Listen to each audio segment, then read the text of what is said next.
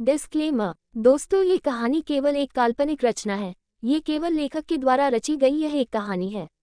इसका वास्तविक जीवन से कोई भी संबंध नहीं है। कृपया आप कहानियों को केवल मनोरंजन की दृष्टि से ही सुने, और साथ ही अगर आप इस चैनल नॉवल स्टोरी 2.6 पर पहली बार आए हैं तो चैनल को सब्सक्राइब और वीडियो को भर भर लाइक करना ना भूलें। धन्यवाद। एपिसोड 25। दूसरी तरफ कियारा हानिया के साथ रेस्टोरेंट पहुंची। वह दोनों इस वक्त टेबल पर बैठे हुए थे। हानिया ने कुछ ऑर्डर किया और फिर कियारा ने भी अपने लिए कुछ ऑर्डर किया। थोड़ी देर में उनका ऑर्डर आ गया था। ऑर्डर आने के साथ ही साथ दोनों साथ में डिनर कर रहे थे। हालांकि कियारा का ध्यान डिनर में नहीं था, उसे अच्छा महसूस नहीं हो रहा था, लेकिन फिर भी वह जबरदस्ती डिनर कर रही थी। तभी कियारा ने सामने वेटर की तरफ देखकर कहा, बेटा भैया 2 गिलास जूस ला देना प्लीज।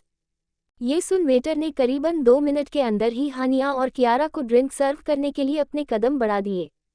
कियारा ने नज़र फेर कर उस आते हुए वेटर को देखा और दूसरी ही पल उसने अपना एक पैर आगे कर दिया। वेटर जो आगे देखे बिना ही चल रहा था, दूसरे ही पल उसका पैर कियारा के पैर से लगा और जूस का ग्लास ऊपर उछलकर सारा जूस हानिया के कपड़ों पर गिरा और जूस का ग्लास जमीन पर, और वह वेटर भी धड़ाम से जमीन पर गिरा। इसके साथ ही वेटर की एक चीज निकल गई, बचाओ। हानिया के ऊपर इस तरह जूस गिरता देखकर कियारा के चेहरे पर एक डेविल स्माइल आ गई, लेकिन अपने एक्सप्रेशन को छुपाते हुए वह तुरंत ही अपनी जगह से खड़ी हुई और हानिया को देखकर बोली, अरे हानिया, आपकी तो सारी ड्रेस खराब हो गई। आप एक काम करो, वॉशरूम में जाकर जल्दी साफ कर लो, वरना ड्रेस खराब हो जाएगी। यह ड्रेस काफी महंगी भी नजर आती है। ये सुन हानिया ने जमीन में गिरे हुए वेटर को गुस्से के साथ देखा और फिर पैर पटक कर खड़ी होते हुए बोली, जाहिल आदमी, तुम्हारी वजह से मेरी इतनी महंगी ड्रेस खराब हो गई। मैं तुम्हें नौकरी से निकलवा दूंगी, हुकुमसा को कहकर। कहते हुए वह पैर पटकते हुए वहां से वॉशरूम की तरफ चली गई और एक पल के लिए वेटर की सांस हानिया की बात सुनते ही अटक सी गई। दूसरी ही पल वेटर हड़बड़ी के साथ खड़ा हुआ और कियारा को देखते हुए बोला, मैम सॉरी, मेरी कोई गलती नहीं थी, यह बस गलती से। इस पर कियारा ने तसल्ली से उसे देखा और फिर कहा, डोंट वरी, इसमें तुम्हारी कोई गलती नहीं है और तुम्हारी नौकरी नहीं जाएगी, इसकी गारंटी मैं लेती हूँ। ओके, लेकिन इसके लिए तुम्हें मेरा एक काम करना होगा, बोलो करोगे? कहते हुए उसने अपने हाथों को आपस में बंधा तो वेटर डर से तुरंत बोल, हाँ मैं जरूर करूँगा। इसके जवाब में कियारा उसकी तरफ बढ़ते हुए बोली, तुम मेरा ये काम करोगे, इसके बदले मैं तुम्हें पैसे भी दूंगी, लेकिन फिलहाल के लिए तुम उस वॉशरूम में जाओ जहां अभी यहाँ से वह लड़की गई है और वॉशरूम का दरवाजा बंद कर दो। ये सुनते ही वह वेटर एकदम हैरान रह गया।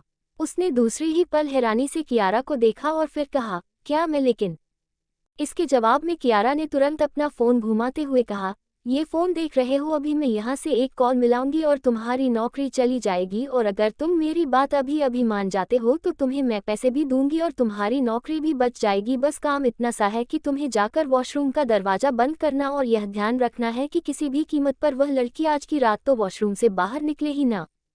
ये सुन वेटर एकदम से डर गया और दूसरी ही पल उसने डर से अपनी गर्दन हाँ में हिला दी। तब कियारा ने कहा, ओके, तुम अपना फ़ोन नंबर दो, मैं तुम्हारे अकाउंट में पैसे डाल दूंगी। कुछ देर के बाद वेटर डरते हुए उस तरफ आया जिस तरफ हानिया गई थी। उसने देखा हानिया अभी भी अपने कपड़े साफ कर रही थी। दूसरे ही पल वेटर वहां गया और उसने झटके से मौका पाकर वॉशरूम का दरवाजा बंद कर दिया। हानिया ने जैसे ही वॉशरूम के दरवाजे को बंद होता हुआ देखा, वह तुरंत दौड़ते हुए वॉशरूम के दरवाजे की तरफ आ गया। दरवाजे पर अपना हाथ मारते हुए उसने कहा, किसने बंद किया है दरवाजे को? दरवाजा खोलो, दरवाजा खोलो, किसने बंद किया है? लेकिन अब हानिया की आवाज़ इस वॉशरूम के अंदर घुटकर रहने वाली थी, आवाज़ बाहर नहीं जा रही थी। वेटर ने सुकून की सांस ली और फिर वह वहां से चला गया। ऐसे ही 2 घंटे की ट्रीटमेंट के बाद डॉक्टर वार्ड से बाहर निकले। इस वक्त रात के 2 बजे बज रहे थे और अमिताभ जी, रोनित जी, अलका जी अग्रवाल हाउस तो पहले ही चले गए थे, लेकिन रुद्राक्ष नहीं गया था और दादा सा दादी सा भी चले गए थे, पर आह्वान नहीं गया था और वर्चस्व भी नहीं गया था। कृतिका कियारा के साथ इस वक्त अस्पताल के ही रेस्ट रूम में रेस्ट कर रही थी। डॉक्टर ने ये कह दिया था कि अखंड अब खतरे से बाहर है, लेकिन उसे होश आने में अभी 12 से 14 घंटे लगने थे और इस बीच कृतिका को रेस्ट करना बहुत जरूरी था। वही वर्चस्व ने ड्राइवर से अश्विनी को राजपूताना पैलेस ही भेज दिया था और अश्विनी को ये भी बता दिया था कि अखंड अब ठीक है, जिस वजह से वह भी काफ़ी हद तक नॉर्मल हो गई थी। और 2 घंटे के बाद जब डॉक्टर वार्ड से बाहर निकले तब वर्चस्व तुरंत डॉक्टर के पास जाते हुए बोला, डॉक्टर, अखंड अब कैसा है? इसके जवाब में डॉक्टर ने तसल्ली से उसे देखा और फिर कहा, मिस्टर राजपूत, अब मिस्टर सिंह ठीक है, लेकिन हमने आपको बताया ना कि उन्हें होश आने में अभी 12 से 14 घंटे लगने हैं क्योंकि उनकी बॉडी में इंजरी बहुत ज़्यादा है। इसके जवाब में वर्चस्व ने बस गर्दन हिला दिया और डॉक्टर वहां से चले गए। वर्चस्व इस वक्त कृतिका को परेशान नहीं करना चाहता था, इसी वजह से उसने कृतिका को उठाया नहीं और इसी तरह सुबह के 10 बजे हॉस्पिटल रूम के रेस्ट रूम में रेस्ट कर रही कृतिका की आंख खुली। उसने रूम के ही वॉच में टाइम देखा तो सुबह के 10 बजे बज चुके थे और ये देखते ही वह जल्दी से उठी और फिर सीधा वार्ड से बाहर निकल गई। वह अभी भी उसी तरह थी। वह वार्ड से बाहर निकली ही थी कि उसकी टक्कर अचानक से वर्चस्व से हुई। वर्चस्व ने एकदम से कृतिका को देखा और फिर कहा, भाभी सा, मैंने आपके कपड़े मंगवा दिए हैं, आप कपड़े बदल लीजिए। रात में आप सो गई थी, इसीलिए मैंने आपको परेशान करना सही नहीं समझा। कहते हुए उसने अपने हाथ में पड़े हुए उस पॉली बैग की तरफ इशारा किया। तब कृतिका ने भी उस पॉली बैग को लेते हुए गर्दन हिलाई और फिर कहा, शुक्रिया भाई साहब।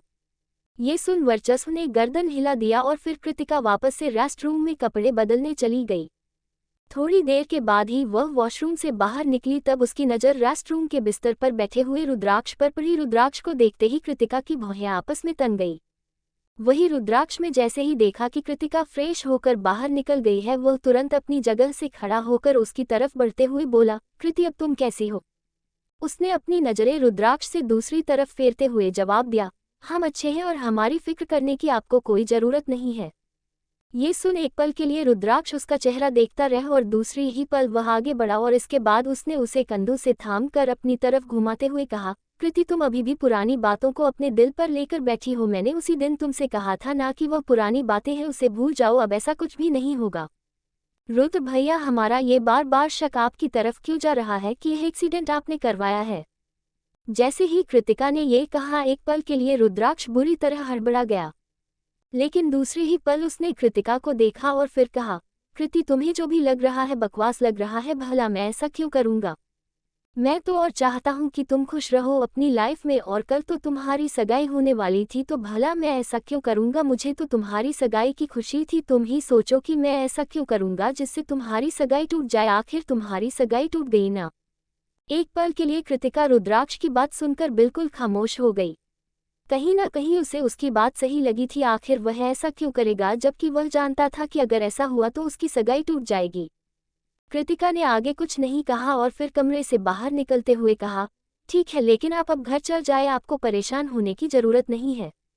इस पर रुद्र ने एक बार उसे देखा और फिर उसके साथ साथ कमरे से बाहर निकलते हुए कहा, मुझे खुशी है कि तुमने मेरी बात पर यकीन किया, थैंक यू सो मच।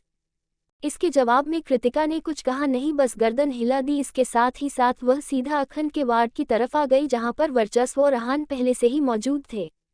आहान ने तुरंत कृतिका की तरफ अपने कदम बढ़ाते हुए कहा, भाभी साहब, आपको घर चले जाना चाहिए। आप पिछले 9 से 10 घंटों से यहाँ पर हैं और अभी भाई साहब को होश आने में और 2 से 3 घंटे से पहले होश नहीं आएगा। डॉक्टर ने पहले ही कहा है कि उन्हें ऑब्जर्व होने में अभी वक्त लगेगा और तब तक आप हॉस्पिटल में क्या करेंगे? इस पर कृतिका ने किसी जिद्दी बच्चे की तरह अपनी गर्दन ना में हिलाए और फिर कहा, नहीं, हम नहीं जाएंगे। अगर आप कियारा को भेजना चाहते हैं तो उसे भेज दे, वह भी कल से यही है। ये सुन आहान की नज़र कृतिका के करीब ही खड़ी कियारा पर पड़ी। कियारा का चेहरा मुरझाया हुआ था, जिसे देखकर यह साफ मालूम हो रहा था कि उसे रात में अच्छे से नींद नहीं आई है। ये देखते ही आह्वान के चेहरे पर फिक्रमंदी झलकने लगी। उसने फिक्रमंदी के साथ कियारा को देखा और फिर तुरंत आगे बढ़कर उसके गाल पर हाथ रखते हुए कहा, कियारा, तुम्हें आराम की ज़रूरत है, तुम ड्राइवर के साथ चली जाओ या मैं एक काम करता हूँ, मैं तुम्हें घर लेकर चलता हूँ। ये सुन कियारा ने आह्वान के हाथ के ऊपर अपना हाथ रखा और फिर अपनी गर्दन ना में हिलाते हुए कहा, नहीं, मैं ठीक हूँ। लेकिन आह्वान ने गौर से उसके चेहरे को देखते हुए प्यार से कहा, तुम बिल्कुल भी ठीक नहीं हो, चलो तुम मेरे साथ। कहते हुए उसने उसकी कलाई को पकड़ा और उसके लेकर वहां से चला गया। उनके वहां से जाते ही कृतिका तुरंत वार्ड की तरफ आ गई। वार्ड का दरवाजा इस पल खुला था। शायद नर्स अंदर कुछ काम कर रही थी। कृतिका धीमे धीमे कदमों से वार्ड के अंदर दाखिल हो गई। उसने देखा नर्स इस वक्त अखन के इंजरी पर पट्टी चेंज कर रही है। ये देखते ही वह एक पल के लिए थम गई और नर्स ने गर्दन मोड़कर कृतिका को देखा और फिर दूसरी ही पल उसने मुस्कुराकर उसे ग्रीट किया तो कृतिका ने गर्दन हिला दी और फिर वह हौले हौले कदमों से आगे बढ़ते हुए अखंड के करीब जाकर स्टूल पर बैठ गई। वह अब अखंड का चेहरा देख रही थी। अखंड का हमेशा तेज तरार और गुरूर से झलकता हुआ चेहरा इस पल पीला नजर आ रहा था। और अखंड के इस तरह पीले पड़े हुए चेहरे को देखकर कृतिका का चेहरा एक पल के लिए मायूस हो गया। उसने अपने हाथ को आगे बढ़ाकर अखंड के एक हाथ को अपने हाथ में लिया और फिर उसके हाथों को अपने लिबों से लगाते हुए धीमी आवाज में कहा, हुकुम साहब, अब तो हम आपके करीब हैं ना, अब तो उठ जाए, अब तो अपनी आंखें खोल दीजिए और हमें देखिए। आपको मालूम भी है इस वक्त आपको इस तरह देखकर हमें कितनी तकलीफ हो रही है। कहते हुए उसकी आंखों में एक बार फिर से नमी तैरने लगी थी। नर्स ने एक नज़र को मोड़कर कृतिका को देखा और फिर वह मुस्कुराते हुए वहां से चली गई। अब वार्ड के अंदर सिर्फ और सिर्फ कृतिका और अखंड थे। अखंड बेहोश था और कृतिका एकटक उसे देख रही थी। कृतिका ने अपने स्टूल को थोड़ा सा और आगे की तरफ खींचा और वह थोड़ा सा और आगे हो गई। इसके साथ ही उसने और मजबूती के साथ अखंड के हाथ को पकड़ा और फिर उसे अपने गालों से लगाते हुए कहा, हुकुम साहब, आपको शादी करनी है ना, हानिया से आप कर लीजिए, हम आपको नहीं रोकेंगे। आपको हमें जितना दर्द देना है दे लीजिए, हम आपको उसमें भी नहीं रोकेंगे। आपको जितनी तकलीफ हमें देनी है दे लीजिए, हम आपको एक लफ्ज नहीं कहेंगे, लेकिन प्लीज़ अपनी आंखें खोल दीजिए और हमारी ज़िंदगी में लौट आए।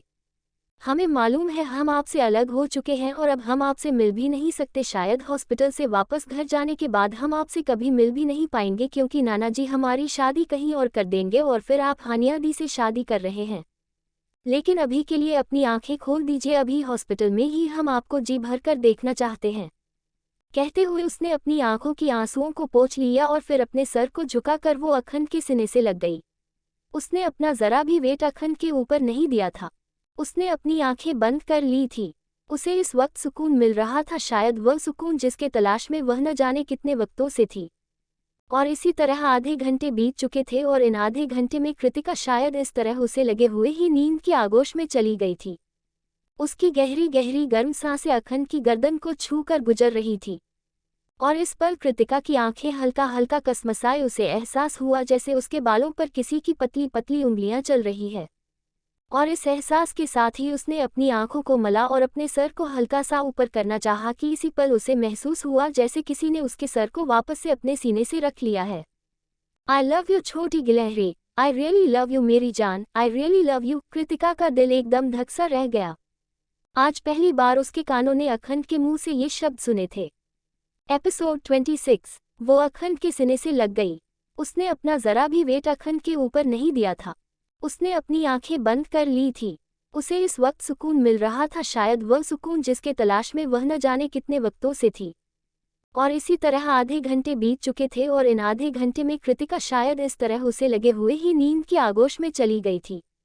उसकी गहरी गहरी गर्म सांसें अखंड की गर्दन को छू कर गुजर रही थी और इस पल कृतिका की आंखें हल्का हल्का कसमसाए। उसे एहसास हुआ जैसे उसके बालों पर किसी की पतली पतली उंगलियां चल रही है और इस एहसास के साथ ही उसने अपनी आंखों को मला और अपने सर को हल्का सा ऊपर करना चाहा कि इसी पल उसे महसूस हुआ जैसे किसी ने उसके सर को वापस से अपने सीने से रख लिया है।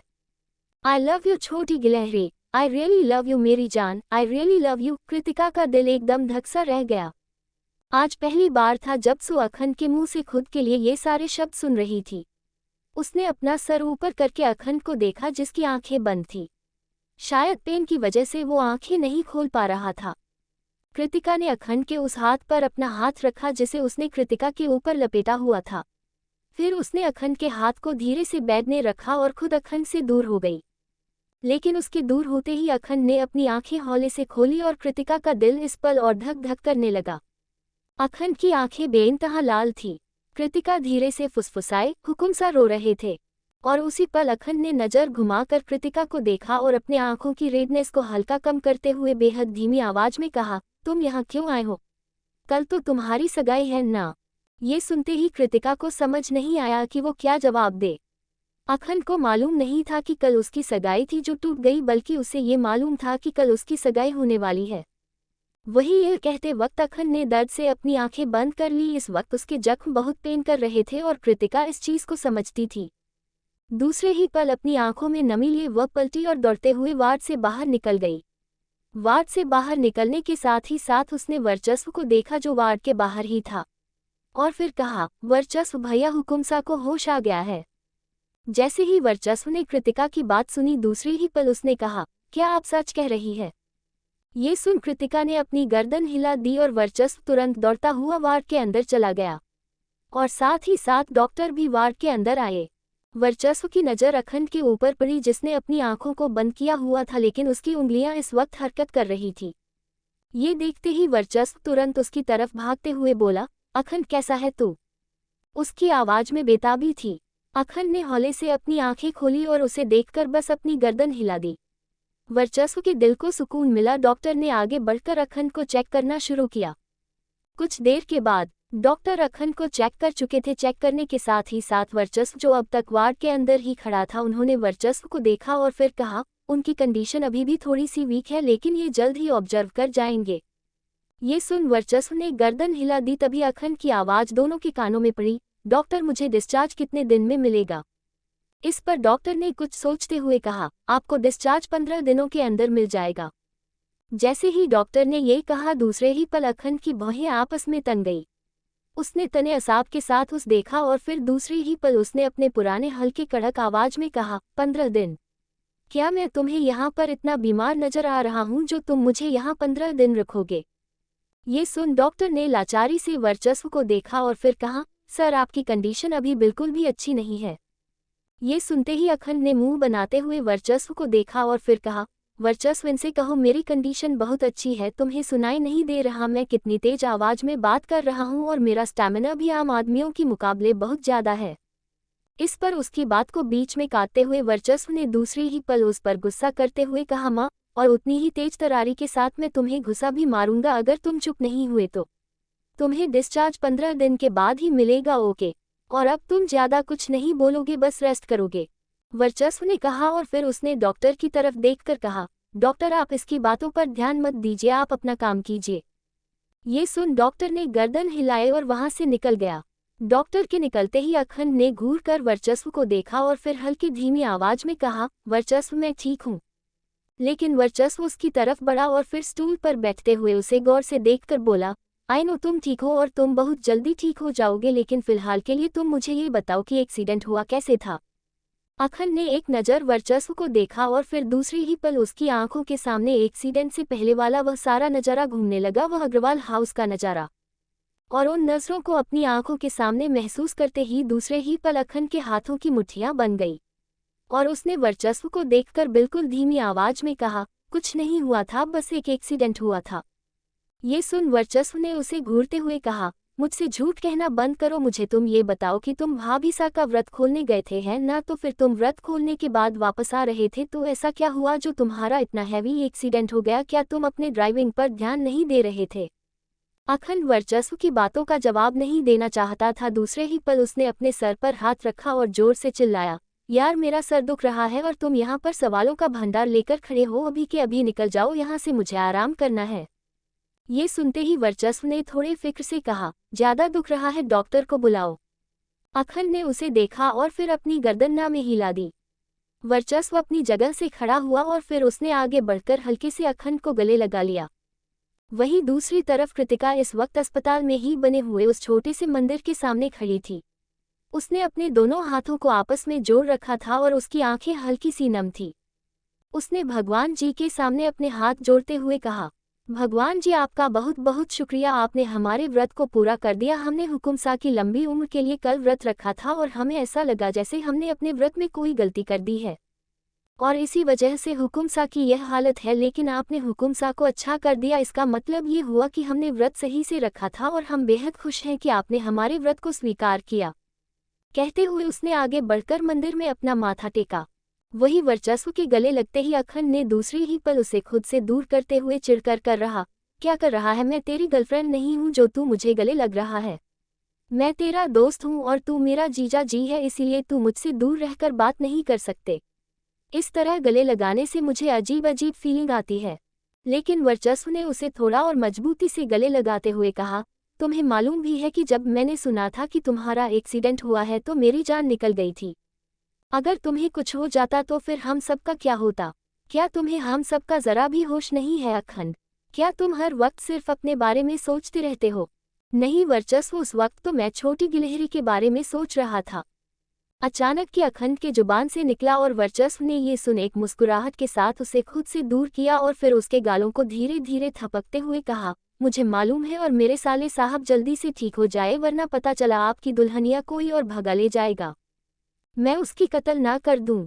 दूसरी ही पल अखंड ने गुस्से से कहा और वर्चस्व थोड़ा सा हंसा और फिर उससे दूर होते हुए बोला, तुम्हें मालूम है कल से भाभी सा यहीं पर है और कल से अभी तक उन्होंने कुछ खाया पिया भी नहीं है, सिर्फ तुम्हारी वजह से कल से वह अब तक में कितना ज़्यादा रो चुकी है तुम्हें मालूम भी है सिर्फ तुम्हारी वजह से क्या ज़रूरत थी ऐसी हरकतें करने की, क्या तुम ध्यान से ड्राइविंग नहीं कर सकते थे। ये सुन अखंड ने एक पल के लिए उसे देखा और फिर दूसरी ही पल उसने हैरानी से कहा, क्या तुम सच कह रहे हो कि छोटी गिलहरी कल से यहाँ है? लेकिन उसे तो मेरे मरने या जीने से कोई फर्क ही नहीं पड़ता, तो वह यहाँ क्या कर रही है? अखंड मेरे दोस्त, यह सब कहने की बातें होती है, जहाँ प्यार होता है ना वहाँ तड़प, एहसास, जलन, नफरत भी होती है और तुझे मालूम है कि तू गलत है, इसीलिए थोड़ी मेहनत तो तुझे करनी पड़ेगी ना, अभी भी करनी पड़ेगी। अभी भी भाभी सा तेरी नहीं हुई है, कल उनकी सगाई थी और वह कल अपनी सगाई तोड़कर तेरे लिए यहाँ आई थी, तो तुझे भी उनके लिए कुछ करना होगा ना। उद्धरण। वह काफी गहराई के साथ उसे समझा रहा था और अखंड उसकी बातें बस सुनता जा रहा था। वर्चस्व राजपूत इस दुनिया में एक ऐसा वाहिद शख्स था जो अखंड प्रताप सिंह को अपनी बातों में उलझा सकता था, या कह सकते हैं कि उसे अखंड ने वह ताकत दे रखी थी। वर्चस्व और अखंड का रिश्ता बहुत अलग था, आम दोस्तों से बहुत अलग। जहां अखंड किसी से एक लफ्ज़ बात करना पसंद नहीं करता था, वहां वह दिन रात बैठकर वर्चस्व की बकबक सुन सकता था, और जहां वर्चस्व किसी को अपने नसीहत फ्री में ना देना पसंद करे, वह दिन भर बैठकर अखंड को अपनी नसीहतों से बूंद सकता था। वह दोनों आपस में बातें कर ही रहे थे कि तभी अखंड बैग पर सीधा लेटते हुए हल्के आवाज में बोला, छोटी गिलहरी को भेजोगे अंदर? वर्चस्व कुछ पल तक सोचता रहा और फिर उसने अपनी गर्दन हाँ में हिलाकर कहा, जरूर भेजूंगा। कहते हुए वह मुस्कुराकर वहां से निकल गया और उसके निकलते ही अखंड ने एक गहरी सांस भरी, फिर उसने अपनी आंखों पर छाई हुई उस लाली को और ज्यादा कम किया, फिर अपनी आंखें बंद कर ली। और फिर इसी पल वार्ड का दरवाजा बहुत ही धीमी आवाज के साथ खुला और इसके साथ ही साथ कृतिका वार्ड के अंदर दाखिल हुई। अखंड ने हौले से अपनी आंखें खोली और उसकी नजरें सीधा कृतिका के ऊपर पड़ी। दर्द के बावजूद उसके चेहरे पर कृतिका को देखकर एक छोटी सी स्माइल आ गई थी। वही कृतिका उसकी तरफ बढ़ते हुए हल्के हल्के कदमों से बोली, हुकुम साहब आप कैसे हैं? वह बहुत नरमी से पूछ रही थी और इसके जवाब में अखंड ने अपना सर हिलाते हुए बेहद धीमे से कहा, बस तुम्हें देख लिया, अब बहुत अच्छा हूँ। ये सुन कृतिका ने कोई जवाब नहीं दिया, लेकिन इस पल उसका दिल बहुत तेजी के साथ धड़क रहा था, जैसे मानो वह पहली बार अखंड से मिल रही हो। उसे आज ऐसा महसूस हो रहा था जैसे सच में वह पहली बार अखंड से मिल रही है। वही अखंड ने इस बार अपने एक हाथ को आगे करते हुए कहा, छोटी गिलहरी मेरे पास आओ। कृतिका ने एक नज़र उसे देखा और फिर उसने अपनी एक हाथ को आगे बढ़ाकर अखंड के हाथ पर ना जाने क्यों रख दिया।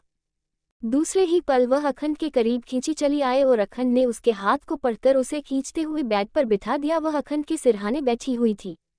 अखंड ने एक बार उसे देखा और फिर उसके हाथों को अपने गालों पर रखते हुए बेहद धीमी आवाज में कहा, आई एम रियली सॉरी, मुझे माफ कर दो। एक पल के लिए कृतिका अखंड का चेहरा देखने लगी और दूसरे ही पल उसने अपना हाथ पीछे खींचते हुए कहा, हुकुम सा, क्या ये सब चीज आपने सिर्फ इसलिए की थी क्योंकि आप हमसे माफी मांगना चाहते थे? अखंड एक पल के लिए बिल्कुल खामोश हो गया और दूसरे ही पल जब वह बोला तो उसकी आवाज में शदीद दर्द था। छोटे गिलहरी, मुझे इन दिनों में मालूम चल गया है कि मैं तुम्हारे बिना एक मिनट नहीं गुजार सकता, तो ये जिंदगी तो बहुत बड़ी चीज है।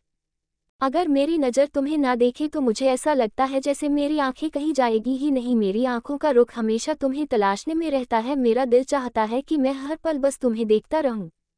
तुम मेरा सुकून हो। तुम्हारी मौजूदगी एक ऐसी मौजूदगी है मेरे लिए जिसे मैं चाहकर भी नहीं भुला सकता। तुम्हारी खुशबू को मैं हर पल अपने अंदर महसूस करता हूँ। तुम मेरी सांसों में कर रह गई हो। वही दूसरी तरफ रेस्टोरेंट के उसी वॉशरूम का डोर किसी लड़की ने बाहर से बंद सोचकर खोला जिसमें हानिया थी। दूसरे ही पल दरवाजा खुलने के साथ ही सामने बेहोश पड़ी हानिया को देखकर वो हैरान रह गई। वो जोर से डर के मारे चिल्ला पड़ी। एपिसोड 27। अखंड एक पल के लिए बिल्कुल खामोश हो गया और दूसरे ही पल जब वह बोला तो उसकी आवाज में शदीद दर्द था। छोटी गिलहरी, मुझे इन दिनों में मालूम चल गया है कि मैं तुम्हारे बिना एक मिनट नहीं गुजार सकता, तो ये जिंदगी तो बहुत बड़ी चीज है। अगर मेरी नज़र तुम्हें ना देखे तो मुझे ऐसा लगता है जैसे मेरी आंखें कहीं जाएगी ही नहीं। मेरी आंखों का रुख हमेशा तुम्हें तलाशने में रहता है। मेरा दिल चाहता है कि मैं हर पल बस तुम्हें देखता रहूं। तुम मेरा सुकून हो। तुम्हारी मौजूदगी एक ऐसी मौजूदगी है मेरे लिए जिसे मैं चाहकर भी नहीं भुला सकता। तुम्हारी खुशबू को मैं हर पल अपने अंदर महसूस करता हूँ। तुम मेरी सांसों में कर रह गई हो। वहीं दूसरी तरफ रेस्टोरेंट के उसी वॉशरूम का डोर किसी लड़की ने बाहर से बंद सोचकर खोला जिसमें हानिया थी। दूसरे ही पल दरवाजा खुलने के साथ ही सामने बेहोश पड़ी हानिया को देखकर वो हैरान रह गई। वो जोर से डर के मारे चिल्ला पड़ी, वही हानिया जो शायद अब तक बेहोश नहीं हुई थी, लेकिन वो बेहोशी के हालत में थी। उसके कानों में जैसे ही उस लड़की के चिल्लाने की आवाज़ पड़ी, उसने धुंधलाते हुए अपनी आंखें खोली और दूसरे ही पल उसकी नज़र उस लड़की पर पड़ी। उसको वहां देखते ही एक पल के लिए उसकी धुंधली आंखों में हल्की सी चमक आ गई। उसने दर्द के मारे अपना हाथ आगे बढ़ाया और फिर कहा, क्या तुम मेरी मदद कर सकती हो? उसकी आवाज़ में तकलीफ थी। वहीं उस लड़की ने जैसे ही हानिया की आवाज़ सुनी, एक पल के लिए वो बिल्कुल शौक उसे देखती रह गई। उसे यकीन नहीं हो रहा था कि ये सामने लड़की बेहोश नहीं हुई है। उसने दूसरे ही पल झुककर हानिया के हाथ को पकड़कर उसे खड़ा करते हुए कहा, क्या तुम बेहोश कैसे हुई और तुम यहाँ बंद थी? कब से तुम यहाँ बंद थी? वो उससे सवाल कर रही थी। वही उसके सवाल पर हानिया को एक पल के लिए सारी चीज़ें याद आ गई कि किस तरह किसी ने उसे वॉशरूम में बंद कर दिया था, और ये चीज़ याद आते ही उसने दूसरे ही पल गुस्से के साथ कहा, मैं कल यहाँ वॉशरूम में आई थी और कल रात में मुझे यहाँ किसी ने बंद कर दिया था और कल रात से मैं यहीं पर बंद हूँ। जैसे ही हानिया ने ये बात कही, वो लड़की बिल्कुल हैरान रह गई। उसने दूसरे ही पल हैरानी के साथ हानिया को देखा और फिर कहा, क्या मतलब है तुम्हारा? तुम कल रात से यहाँ बंद हो, लेकिन ऐसा कैसे हो सकता है? तुम कल से यहाँ बंद हो और किसी को पता तक नहीं चला? ये सुनते ही हानिया, जो अब तक सही से खड़ी हो चुकी थी, उसने दूसरे ही पल कहा, हाँ मैं कल रात से यहाँ बंद हूँ। मैंने कितना दरवाज़ा भी ना किया, लेकिन किसी ने दरवाज़ा नहीं खोला। शायद मेरी आवाज़ बाहर तक नहीं जा रही है। ये सुन वह लड़की एक पल के लिए हानिया का चेहरा देखती रही और फिर उसने हानिया को अच्छी तरह से थामकर वॉशरूम से बाहर ले जाते हुए कहा, अच्छा ठीक है, तुम बाहर चलो और पहले रेस्टोरेंट के रेस्टरूम में फ्रेश हो जाओ। ये सुनकर हानिया ने गर्दन हिलाए और फिर वो उस लड़की के सहारे चल चल कर बाहर आने लगी। हानिया का सांस घुट रहा था अंदर और इस वक्त उसका चेहरा पीला पड़ा हुआ नजर आ रहा था। तभी उस लड़की के दिमाग में अचानक ही कुछ आया और उसने तुरंत हानिया से पूछा, हे लड़की, तुम यहाँ से किसी को कॉल भी तो कर सकती थी। ये सुनते ही हानिया ने तुरंत उसे जवाब दिया, मैंने कोशिश की थी लेकिन फ़ोन भी नहीं लग रहा है, यहाँ नेटवर्क भी नहीं है। ये सुनते ही वो लड़की एक पल के लिए चुप हो गई। सच में यहाँ वॉशरूम में नेटवर्क नहीं था। उसने दूसरे ही पल हानिया को देखा और फिर कहा, अच्छा ठीक है, तुम फ्रेश हो जाओ। ये सुन हानिया ने हाँ में जवाब दिया और फिर उसके साथ चल चल कर जाने लगी। वो दोनों साथ में रेस्ट रूम में आए। हानिया को उस लड़की ने रेस्ट रूम में छोड़ा और फिर कहा, एक काम करो, तुम फ्रेश हो जाओ, मैं सर्वेंट से तुम्हारे लिए कुछ कपड़े भिजवा देती हूँ, तुम उसे बदल लेना। ये सुन हानिया ने फिर से गर्दन हिला दी, लेकिन तभी उसे कुछ याद आया और उसने एकदम से उस लड़की को देखकर कहा, वैसे आपका नाम क्या है? ये सुन वह लड़की एक पल तक सोचती रही और दूसरे ही पल उसने मुस्कुराकर हानिया को देखते हुए कहा, आस्था देसाई। जैसी हानिया ने ये सुना, उसने कहा, oh wow, nice name and thank you so much मेरी मदद करने के लिए। उस लड़की ने भी गर्दन हिलाए और वहां से चली गई। आस्था के जाने के साथ ही साथ हानिया के चेहरे पर नफरत झलकने लगी थी। उसने दूसरे ही पल अपने हाथों की मुट्ठियां बनाई और फिर नफरत से कहा, जिस किसी ने भी मुझे वॉशरूम में बंद किया होगा ना, मैं उसका पता लगा कर रहूंगी और फिर उसे इतनी बुरी सजा दूंगी कि वो जिंदगी भर याद रखेगा। आखिर उसकी इतनी हिम्मत कैसे हो गई जो उसने मुझे वॉशरूम में बंद कर दिया।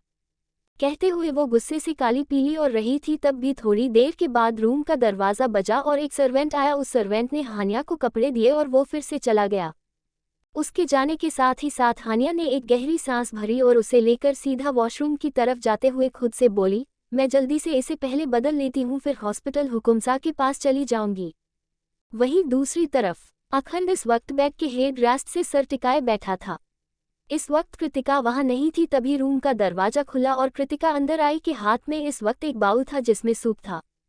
अखंड ने दरवाजा खुलने की आवाज के साथ ही साथ अपनी नजरें को खोलकर सामने देखा और सामने कृतिका को देखकर एक पल के लिए उसके चेहरे पर सुकून उतर आया। उसने सुकून के साथ कृतिका को देखा तो कृतिका उसकी तरफ आते हुए बिना किसी भाव के बोली, ये लीजिए, आप कुछ खा लीजिए, उसके बाद आपको मेडिसिन लेनी है। ये सुन अखंड ने सिर्फ गर्दन हिलाए और फिर उसने अपने दोनों हाथों को अपने सीने पर बांध दिया। कृतिका ने अपने दोनों हाथों से उस बाउल को आगे किया, लेकिन अखंड ने अपने दोनों हाथों की तरफ इशारा किया। कृतिका ने नासमझी से अपने कंधे उछाले। तब अखंड ने किसी बच्ची की तरह पप्पी फेस बनाते हुए कहा, छोटी गिलहरी, तुम देख रही हो ना मेरे हाथों में कितनी चोट आई है, क्या तुम मुझे अपने हाथों से नहीं खिलाओगी? ये सुनते ही एक पल के लिए कृतिका सोच में पड़ गई। उसने अखंड के हाथों में देखा जहां पर रियल में पट्टी लगी हुई थी और दूसरे ही पल कुछ सोचकर वो अखंड के सरहाने बैठ गई। अखंड के दिल में एक बार फिर से सुकून उतर आया था। उसने मुस्कुराते हुए कृतिका को देखा और कृतिका ने उसे अपने हाथों से सूप मिलाना शुरू किया। वो उसे सूप पिला रही थी और अखंड किसी छोटे बच्चे की तरह आराम से सूप पी रहा था। उसने सूप पीते हुए हल्के शिकायती अंदाज में कहा, छोटी गिलहरी, ये सूप कितना बेकार है, ये किसने बनाया है? ये सुन कृतिका ने से बिना किसी भाव के देखा और फिर कहा, हमने बनाया है। ये सुनते ही एक पल के लिए अखंड बिल्कुल चुप हो गया और दूसरे ही पल उसने कहा, मैं तो मजाक कर रहा था यार, ये बहुत टेस्टी है। आखिर तुम्हारे हाथ का बना हुआ कुछ भी खराब हो सकता है। तुम्हारे हाथों में बनाया गया ये कड़वा सूप भी मेरे लिए 56 भोग के बराबर है। ये सुनते ही कृतिका ने बस सताइशी नजरों से उसे घूरा। तब अखंड ने अपने दांत दिखा दिए।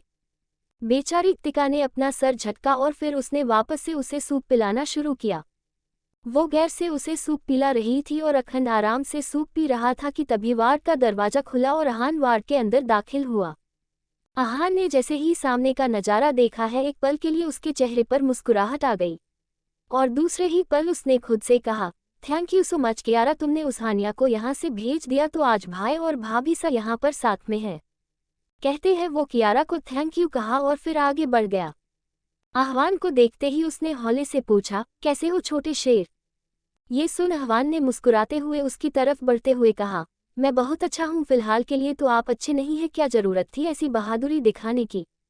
ये सुनते ही अखंड ने भौहें चढ़ाकर उसे घूरा और फिर कहा, ओह हेलो, मैंने कोई बहादुरी नहीं दिखाई थी, समझे?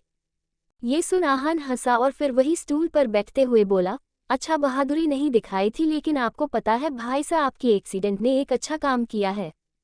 कहते हुए उसने कृतिका को देखा। अखंड ने नासमझी से अपने कंधे उछाल दिए और कृतिका भी आह्वान को देखने लगी कि तभी आह्वान अपनी जगह से एक बार फिर खड़ा होते हुए बोला, भाई साहब आपने अच्छा काम कैसे नहीं किया? आपने इतना अच्छा काम किया। आपको मालूम है आपकी वजह से कल भाभी सा की सगाई टूट गई और अगर आपका एक्सीडेंट नहीं हुआ होता तो भाभी सा की सगाई किसी और से हो जाती और जल्दी से शादी भी हो जाती, फिर वो किसी और की अमानत बन जाती। कहते हुए वो सीधा वार्ड से वहां से निकल गया, लेकिन वो अपनी बातों से वहां का माहौल अलग कर गया था। एक पल के लिए वहां का माहौल एकदम से बदल गया था। अखंड के मुंह जो सूप पीने के लिए खुल रहे थे वो रुक चुके थे और कृतिका के हाथ जो अखंड को सूप पिला रहे थे वो रुक चुके थे। उसकी नजरें झुक चुकी थी और अखंड की नजरें उस पर टिक चुकी थी। उसी पल कृतिका को एकदम से वहां की हवाओं में कुछ घुटन महसूस होने लगा। वो तुरंत उठी और जाने के लिए पलट गई, लेकिन वो जा पाती कि उससे पहले ही अखंड ने उसकी कलाई को पकड़ा और उसे रोक लिया। दूसरे ही पल कृतिका के कदम अपनी जगह पर रुक गए और उसी पल अखंड की धीमी आवाज उसके कानों में पड़ी, क्या तुम सच में किसी और से शादी करने वाली हो? ये सुनते ही अचानक से कृतिका का दिल धक सा रह गया, जैसे मानो उसने तो इसका जवाब सोचा ही नहीं था। वो उसी तरह खड़ी थी कि तभी अखंड ने उसकी कलाई में अपनी पकड़ को ढीली करते हुए कहा, छोटी गिलहरी, अगर मैं कहूँ कि मैं सुधर जाऊंगा, मैं अपने आप को पूरी तरह से बदल लूंगा, कभी किसी दूसरी लड़की को आंख उठाकर नहीं देखूंगा, तुम्हें अपनी पलकों पर बिठा कर रखूंगा, तो भी क्या तुम मुझे छोड़कर किसी और से शादी कर लोगी? कृतिका का दिल और तेजी से धकने लगा। दूसरे ही पल वह हल्का सा पलटी और उसने अखंड के हाथ को अपने हाथ से छुड़ाते हुए बिल्कुल धीरे आवाज में कहा, हुकुम सा रिश्ता हम खत्म नहीं कर रहे हैं, बल्कि रिश्ता आप पहले ही हमसे खत्म कर चुके हैं। आपने हमें तलाक दिया है, हमने आपको तलाक नहीं दिया है। आपने पहले हानिया दीदी से शादी की अनाउंसमेंट की थी, नाना जी ने पहले अनाउंसमेंट नहीं की थी, इसीलिए आपका कोई हक नहीं बनता हमसे सवाल करने का कि हम आपको छोड़कर जा रहे हैं या नहीं, हम आपको छोड़कर किसी से शादी कर रहे हैं या नहीं, क्योंकि फैसला हो चुका है, आप हानिया दी से शादी करने वाले हैं और नाना जी हमारी शादी कहीं और कर रहे हैं, हम इस बार उनकी मर्जी के खिलाफ नहीं जा सकते, कृतिका ने कहा और वह वहां से जाने लगी। एक पल के लिए अखंड का दिल एकदम धक सा रह गया था। उसने उसे देखते हुए बिल्कुल धीमी आवाज में कहा, क्या मैं इतना बुरा हूं कि तुम मुझे दो शब्द प्यार से बात भी नहीं कर सकती? कृतिका के चेहरे पर इस पर एक सार्कास्टिक स्माइल आ गई थी। वह हल्का सा पलटी और उसने अखंड को देखते हुए कहा, हुकुम सा ये सवाल आप खुद से कीजिए, आप बुरे हैं या बहुत बुरे हैं? कहते हुए वह वार्ड से बाहर निकल गई और अखंड एक पल के लिए उसे जाता हुआ बस देखता रह गया। दूसरी ही पल उसने अपने हाथों की मुठियां बनाई और एक जोरदार मुक्का बैग पर दे मारा और इसी के साथ उसकी एक चीख निकल गई, मैं इतना बुरा नहीं हूँ जितना बुरा तुम मुझे समझ रही हो, मैं इंसान हूँ, मेरे अंदर भी दिल है जो अब सिर्फ तुम्हारे लिए धड़क रहा है। और इस वक्त उसके चेहरे के भाव पूरी तरह से बदल गए थे। उसने अपनी आंखें बंद कर ली और अपने दोनों हाथों से अपने सर को पकड़ लिया। उसकी सांसें फिर से गहरी हो रही थी और इसी पल उसे एक बार फिर से अटैक आया था। दूसरी ही पल उसकी सांसें इतनी तेजी से फूलने लगी जिसका कोई जवाब नहीं। उसके पास यहाँ पर उसका माइक भी नहीं था जिससे वह ढंग से सांस तक ले पाता। उसने अपने सीने पर हाथ रखा और अपने सीने को सहलाते हुए बेहद तेज तेज सांस लेने लगा। उसकी तेज सांसों की आवाज़ उस पूरे वार्ड में किसी रेडियो की तरह गूंज रही थी और इसी पल उसकी सांसों की आवाज़ सुनकर झटके से वार्ड का दरवाज़ा खुला और कृतिका बेचैनी से अंदर आई। उसने जैसे ही अखंड की इस हालत को देखा वह तुरंत चिल्ला पड़ी, डॉक्टर जल्दी इधर आइए, हुकुमसा को कुछ हो रहा है। कहते हुए वह अखंड के करीब दौड़ी कि इसी पल अखंड ने एकदम से उसकी कलाई को पकड़ा और उसने उसे अपने करीब खींच लिया। इसके साथ ही उसने उसके होठों को अपने होठों के बीच दबाया और उसे किस करते हुए गहरी सांसें लेने लगा। कृतिका बिल्कुल किसी बर्फ की तरह जम गई। हुकुमसा कैसे हैं आप? और इसी पल कहते हुए दरवाजे से हानिया एंटर हुई। हानिया की नज़रों ने जैसे ही सामने का नज़ारा देखा वह बिल्कुल दंग रह गई। एपिसोड 28। दूसरी ही पल उसकी सांसें इतनी तेजी से फूलने लगी जिसका कोई जवाब नहीं। उसके पास यहाँ पर उसका माइक भी नहीं था जिससे वह ढंग से सांस तक ले पाता। उसने अपने सीने पर हाथ रखा और अपने सीने को सहलाते हुए बेहद तेज तेज सांस लेने लगा। उसकी तेज सांसों की आवाज़ उस पूरे वार्ड में किसी रेडियो की तरह गूंज रही थी और इसी पल उसकी सांसों की आवाज़ सुनकर झटके से वार्ड का दरवाज़ा खुला और कृतिका बेचैनी से अंदर आई। उसने जैसे ही अखंड की इस हालत को देखा वह तुरंत चिल्ला पड़ी, डॉक्टर जल्दी इधर आइए, हुकुमसा को कुछ हो रहा है। कहते हुए वह अखंड के करीब दौड़ी कि इसी पल अखंड ने एकदम से उसकी कलाई को पकड़ा और उसने उसे अपने करीब खींच लिया। इसके साथ ही उसने उसके होठों को अपने होठों के बीच दबाया और उसे किस करते हुए गहरी सांसें लेने लगा। कृतिका बिल्कुल किसी बर्फ की तरह जम गई। हुकुमसा कैसे हैं आप? और इसी पल कहते हुए दरवाजे से हानिया एंटर हुई। हानिया की नज़रों ने जैसे ही सामने का नज़ारा देखा वह बिल्कुल दंग रह गई। उसने अपने मुंह पर हाथ रख लिया और दूसरे ही पल उसका चेहरा गुस्से से भर गया। वही अखंड कृतिका के चेहरे को अपने हाथों में थामे उसके होठों को काफ़ी शिद्दत से चूम रहा था। कृतिका के इस तरह करीब आने से ही पता नहीं क्यों पर अखंड की फूलती हुई सांस एकदम से सही हो गई थी। वही कृतिका के दोनों हाथ अखंड के कंधों पर आ गए थे और उसने अपनी आंखें बंद कर ली थी। वो इस चीज़ को महसूस कर रही थी। अखंड ने अपने हाथ को उसकी कमर पर कस दिया और अपनी आंखें बंद कर लिया। इसके साथ ही उसकी आंखों से एक बूंद आंसू बहकर कृतिका के गालों पर गिरा और कृतिका का दिल बैठ सा गया। इसी पल पीछे से किसी ने कृतिका के हाथ को पकड़कर उस खींचा और दूसरे ही पल कृतिका ने अखंड को छोड़ दिया और वो उससे दूर हो गई। कृतिका के दूर होते ही एक जोरदार थप्पड़ की आवाज़ गूंज गई। इसके साथ ही अखंड की आंखें एकदम से मजबूत हो गई। कृतिका का चेहरा एक तरफ झुक गया और हनिया ने गुस्से के साथ कृतिका को देखकर चिल्लाते हुए कहा, बेशर्म औरत, क्या तुम्हारे अंदर जरा भी शर्म की चीज नहीं है जो तुम यहाँ मेरे होने वाले पति के साथ रंगरलियां मना रही हो? जैसे ही हानिया ने इतना कहा इसी पल अखंड ने अपने तेज आवाज में कहा, हानिया माथुर चुप हो जाओ वरना मैं तुम्हारी जान ले लूंगा। अखंड ने इतना कहा तो हानिया ने पलट कर अखंड को देखा और फिर कहा, हुकुमसा ये लड़की आपको उलझाने की कोशिश कर रही है क्योंकि आपने इसे छोड़ दिया ना, इसीलिए और आप इसके बहकावे में बस फंसते जा रहे हैं। हुकुमसा ये बहुत चालाक है, यह आपको बहका जाएगी, यह आपको मुझसे दूर करने के लिए तरह तरह की चाल चल रही है। जैसे ही हानिया ने इतना कहा अखंड की मुट्ठियां गुस्से से मजबूत हो गई और कृतिका की आंखों में आंसू आ गए। उसने अपना चेहरा सीधा किया और फिर वार्ड से जाने लगी कि तभी पीछे से अखंड ने उसे रोकते हुए कहा, छोटी गिलहरी स्टॉप इट, मेरी बात सुनो, तुम्हें मेरी कसम है तुम वापस लौट कर आओ। अखंड का इस पल बस चलता तो वह शायद खड़ा होकर हानिया को एक जोरदार थप्पड़ अपने हाथों से लगा देता, लेकिन इस वक्त वह बेड से उठ भी नहीं सकता था। और जैसे ही कृतिका ने ये सुना कि अखंड ने उसे अपनी कसम दी है दूसरे ही पल उसके कदम अपनी जगह पर थम गए। उसने पलटकर अखंड को देखा और इसी पल अखंड ने गुस्से के साथ हानिया को देखते हुए कहा, छोटी गिलहरी इधर आओ। कृतिका अभी भी अपनी जगह पर थी, उसने अपनी गर्दन ना में हिलाए, उसकी आंखों से आंसू आ रहे थे। वही अखंड की बात सुनकर दूसरे ही पल हानिया ने कहा, हुकुमसा आप क्यों चाहते हैं कि यह यहाँ आए? यह आपकी एक्स वाइफ है, आप इससे इतना लगाव क्यों रख रहे हैं? आपको इससे कोई मतलब नहीं होना चाहिए। जैसे ही हानिया ने इतना कहा अखंड ने दूसरे ही पल गुस्से के साथ पलटकर उसे देखा और चिल्लाते हुए कहा, हानिया माथुर चुप हो जाओ। एक पल के लिए उसकी इतनी तेज आवाज़ सुनकर हानिया चाहकर भी कुछ नहीं बोल पाए और वह एकदम से खामोश हो गई। वही अखंड ने इस बार नरमी से कृतिका को देखा और फिर कहा, छोटी गिलहरी मैंने कहा ना इधर आओ। और इस बार ना चाहते हुए भी कृतिका अपने कदमों से चलते हुए अखंड के करीब आ गई। अब हानिया और कृतिका के बीच में ज्यादा दूरी नहीं बची थी, वह दोनों नजदीकी थे। तभी अखंड ने कृतिका को देखा और फिर एक नज़र हानिया को देखा जो गुस्से से लाल पीली हो रही थी। इसके साथ ही उसने उसे देखकर कहा, छोटी गिलहरी आई ऑर्डर्ड यू, तुम इस औरत को अभी के अभी 10 चांटे मारो। जैसे ही कृतिका ने अखंड की बात सुनी दूसरे ही पल उसकी आंखें हैरानी से फैल गई। उसने हैरानी के साथ अखंड को देखा और इस पल हानिया को तो अपने कानों पर यकीन ही नहीं हो रहा था। उसने तुरंत कहा, हुकुम सा आप चाहते हैं कि आपकी होने वाली बीवी को ये लड़की अपने हाथों से मारे? आप ऐसा कह भी कैसे सकते हैं? मैं ऐसा कह चुका हूँ हानिया माथुर, दूसरी ही पल अखंड ने कहा और फिर उसने कृतिका की तरफ देखकर कहा, छोटी गिलहरी मैंने कहा ना अभी के अभी इसे 10 थप्पड़ मारो। अगर 10 थप्पड़ तुम्हें कम लगे तो तुम उसे ज्यादा भी मार सकती हो, तुम्हारी मर्जी। कृतिका ने इस बार हिचकिचाते हुए कहा, लेकिन हुक्म सा हम इन्हें कैसे मार सकते हैं? इसके जवाब में अखंड ने बिना किसी भाव के कहा, बिल्कुल वैसे जैसे इसने तुम्हें मारा है। अब मेरा मुंह मत देखो और मारो, मैं इंतजार कर रहा हूँ।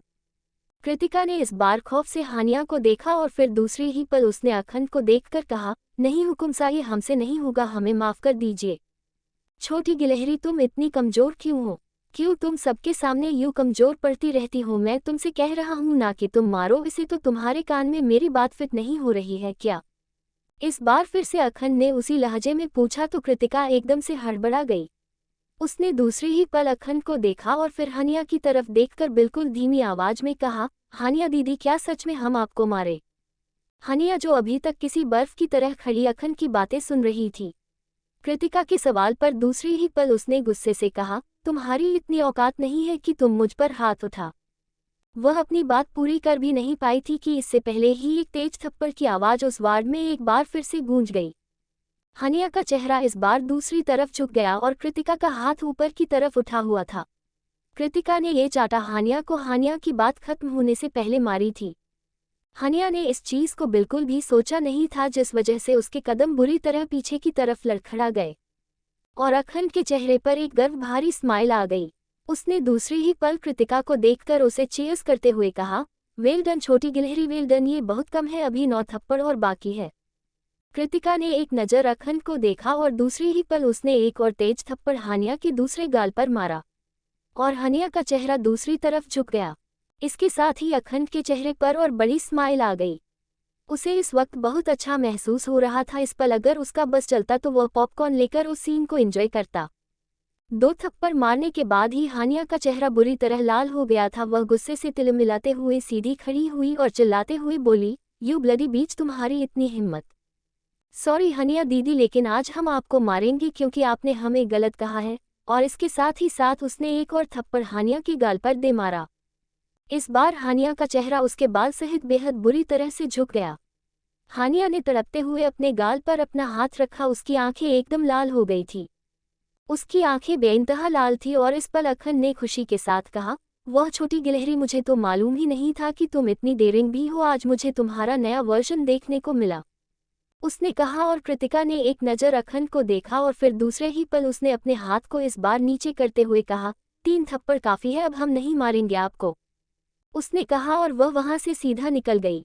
अखंड उसे जाता हुए एक मुस्कुराहट के साथ देखता रहा। इस पल उसने कृतिका के एक नए चेहरे के साथ देखा था और उसे वह चेहरा काफ़ी पसंद आया था। वही कृतिका के जाने के साथ ही हानिया ने गुस्से से तिलमिलाते हुए अपना चेहरा सीधा किया और फिर अखंड को देखकर कहा, हुकुम सा, उस लड़की ने हमें आपके सामने 3-3 थप्पड़ मारा और आप बस उसे देखते रह गए, आपने एक लफ्ज नहीं कहा। ये सुनकर अखंड ने अपने दोनों कंधे आपस में उछाले और फिर मासूम सा चेहरा बनाते हुए कहा, मिसेज कृतिका, अखंड प्रताप सिंह को मैंने इतनी पावर दे रखी है कि अखंड प्रताप सिंह भी उसके सामने कुछ न बोल पाए। अखंड ने कहा और हानिया का चेहरा एक बार फिर से गुस्से से लाल हो गया। दूसरे ही पल वह अपने सैंडल को पटकते हुए पलटी और वहां से जाते हुए बोली, कृतिका वाधवा, मैं तो तुम्हें देख लूंगी। कहते हुए वह निकलने लगी कि अखंड ने पीछे से कहा, अच्छे से मत देखना क्योंकि वह क्या है ना, वह बहुत खूबसूरत है, कहीं मेरी तरह तुम भी उसके प्यार में ना पड़ जाओ। और यह सुनते ही हानिया का गुस्सा जैसे मानो एकदम 7वें आसमान पर पहुंच गया था। वह गुस्से के साथ वहां से निकल चुकी थी और अखंड के चेहरे पर इस पल भी एक मुस्कुराहट थी। हानिया माथुर, तुम्हें तो एक सुपर ट्रीटमेंट की जरूरत है और वो ट्रीटमेंट मैं तुम्हें बहुत जल्दी दूंगा, जस्ट वेट एंड वॉच, उसने कहा और फिर वार्ड के वॉल क्लॉक पर ही टाइम देखा। इस वक्त 12 बजे बजने को आए थे। थोड़ी देर के बाद वार्ड का दरवाजा खुला और साथ में दादी सा और दादा सा अंदर आए। उनके चेहरे पर इस वक्त परेशानी और खुशी दोनों के मिले जुले भाव थे। उन्होंने जैसे ही अखंड को ठीक देखा वह तुरंत अखंड के पास आए। दादी सा ने आगे बढ़कर तुरंत अखंड को गले लगा लिया। उन्होंने रोते हुए कहा, हुकुम सा, आपको मालूम भी है आपकी हालत देखकर हम कितने डर गए थे। क्या जरूरत थी आपको इस तरह लापरवाही से ड्राइविंग करने की? आपको मालूम भी है अगर आपको कुछ हो जाता तो हम जिंदा नहीं रह पाते। हमने पहले ही आपके पापा को खोया है। इसके जवाब में अखंड ने अपने बाजुओं को दादी सा के इर्द गिर्द लपेटा और फिर कहा, दादी सा, मुझे कुछ हुआ तो नहीं ना? तो आप इस तरह रोना बंद कीजिए प्लीज, मुझे आपको इस तरह रोता देखकर अच्छा नहीं लगता।